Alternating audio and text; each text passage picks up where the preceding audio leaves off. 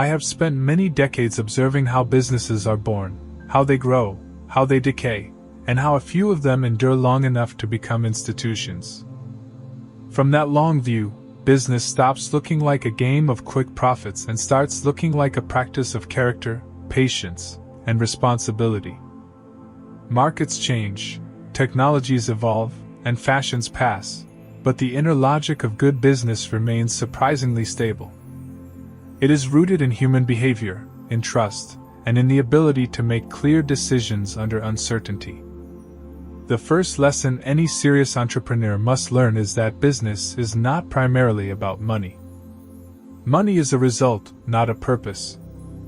When money becomes the only purpose, judgment narrows and shortcuts begin to look attractive. Shortcuts, however, always demand payment later, usually with interest. A business built only to extract money tends to exhaust its people, deceive its customers, and hollow itself out from the inside. In contrast, a business built to solve a real problem, to create genuine value, and to serve others well often finds that money follows naturally, like a shadow following a solid object. A wise businessperson respects reality. Reality includes costs, limits, competitors, laws, and the simple fact that customers are free to choose. Hope is not a strategy, and optimism is not a substitute for analysis. At the same time, wisdom does not mean pessimism. It means seeing the world as it is, not as one wishes it to be, and then acting with courage anyway. The entrepreneur stands at the intersection of imagination and discipline. Too much imagination without discipline leads to fantasy. Too much discipline without imagination leads to stagnation. Time is the most misunderstood resource in business. Many people trade long-term strength for short-term comfort, not realizing what they are giving up. Sustainable success compounds slowly, much like interest. Trust compounds. Reputation compounds. Skill compounds. But compounding requires consistency, and consistency requires restraint. The ability to say no to bad deals, to distracting opportunities, to unethical advantages, is often more important than the ability to say yes. People are not resources to be consumed, they are partners in value creation. Employees, suppliers, and customers all carry knowledge that no balance sheet can fully capture. When people feel respected and fairly treated, they bring more than their labor. They bring judgment, creativity, and care. When they feel used, they bring only the minimum required, and sometimes less. A leader's task is not to control people but to create conditions in which good work becomes natural. Every business decision is also a moral decision, whether acknowledged or not. Pricing, hiring, marketing, and negotiation all express values. Pretending that business is morally neutral is a convenient illusion. Over time, values shape culture, culture shapes behavior, and behavior shapes results. A company with weak values may grow quickly, but it will eventually face crises it is not prepared to handle. A company with clear values may grow more slowly, but it builds resilience. Risk is unavoidable in business, but recklessness is optional. Wise risk-taking is informed, measured, and reversible when possible. It asks not only, how much can we gain, but also, what can we survive losing? Survival is underrated. Many brilliant ideas have disappeared because their creators underestimated how long success can take. Endurance gives strategy time to work. Learning is the quiet engine of lasting enterprises. The market is a relentless teacher, offering lessons every day to those who pay attention. Failure, while painful, is often more instructive than success because it strips away comforting illusions. The wise businessperson studies failures carefully, without bitterness and without excuses. They ask, what is this teaching me? And then adjust. Power and scale introduce new responsibilities. As a business grows, its impact expands beyond its original intentions. Decisions begin to affect communities, industries, and even societies. Wisdom at scale requires humility, the recognition that no leader sees everything, and the creation of systems that correct errors before they become disasters. Listening becomes as important as directing. Finally, remember that business is only one part of a life. Success that costs health, integrity, or meaningful relationships is too expensive. The most admirable business leaders are those who build strong companies and remain decent human beings. When the numbers are forgotten, character remains. Build something that can stand in the marketplace, but also something you would be willing to explain to your children without shame. In the end, good business is not about winning at all costs. It is about building value that lasts, serving others well, and earning trust day after day. That kind of success may be slower, quieter, and less glamorous, but it is the kind that endures. As years pass, one begins to notice that the most dangerous moments in business are not always those of crisis, but those of apparent success. Success can quietly dull curiosity and replace vigilance with habit. When results are good, questions are asked less often, assumptions harden into beliefs, and beliefs slowly turn into blind spots. The wise businessperson treats success not as a destination, but as a temporary condition that must be examined with the same rigor as failure. What worked yesterday deserves respect, but not obedience. Clarity of purpose becomes increasingly important as complexity grows.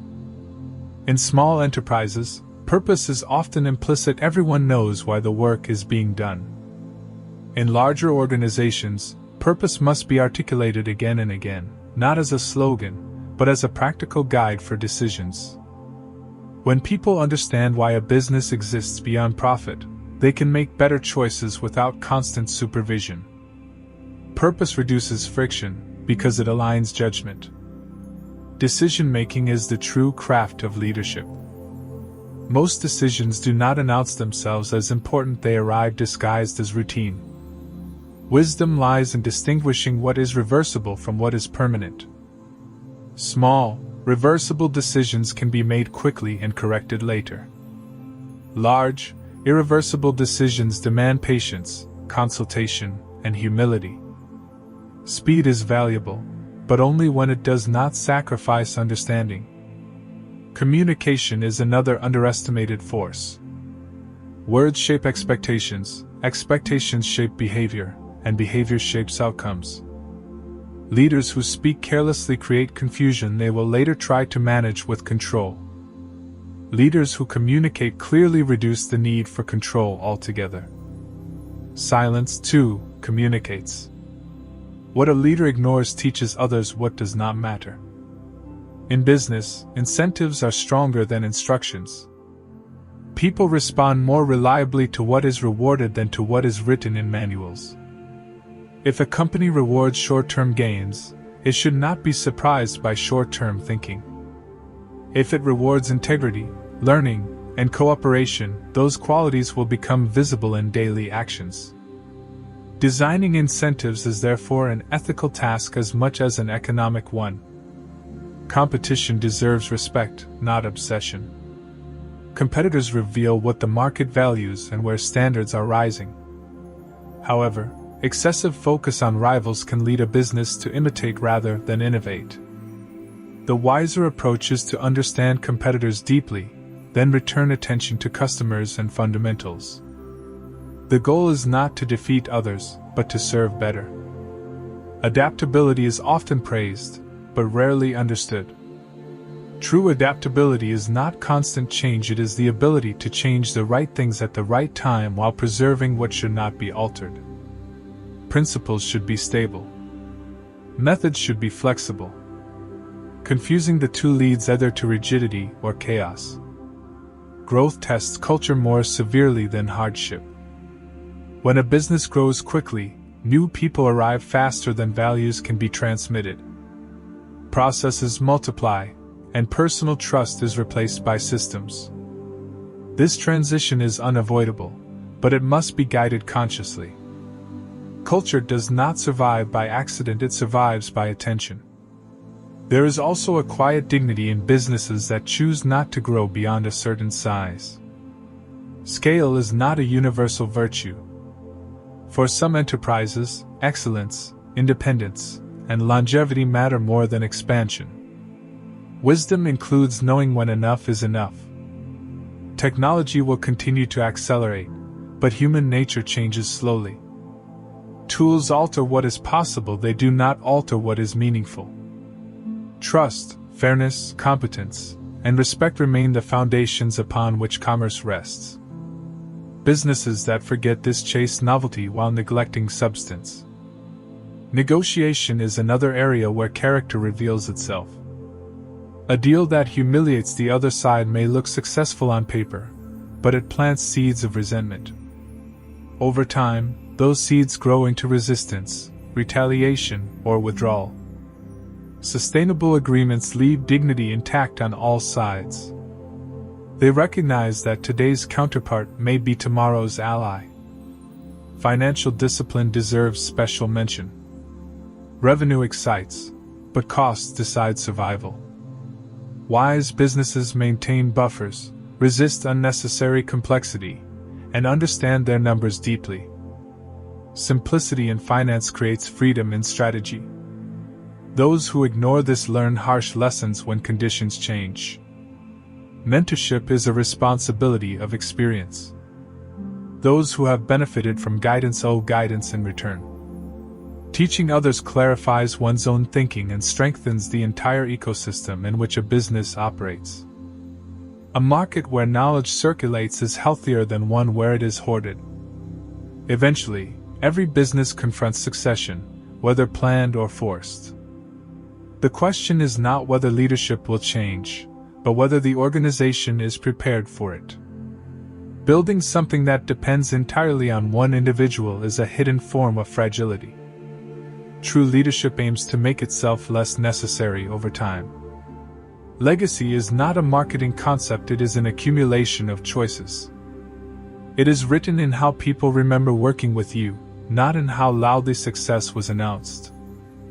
A business legacy is shaped slowly, through consistency between words and actions. When one looks back after many years, it becomes clear that the deepest satisfaction in business does not come from victories over others, but from mastery over oneself. The ability to remain calm under pressure, honest under temptation, and patient under uncertainty is rare and valuable. Businesses led by such people tend to endure. In the final analysis, business is a long conversation with reality. Those who listen carefully, speak thoughtfully, and act responsibly are invited to continue the conversation for a long time. Those who shout, rush, or deceive may be heard briefly, but are soon forgotten. Wisdom, in business as in life, is choosing to build for the long term, even when the short term is loud.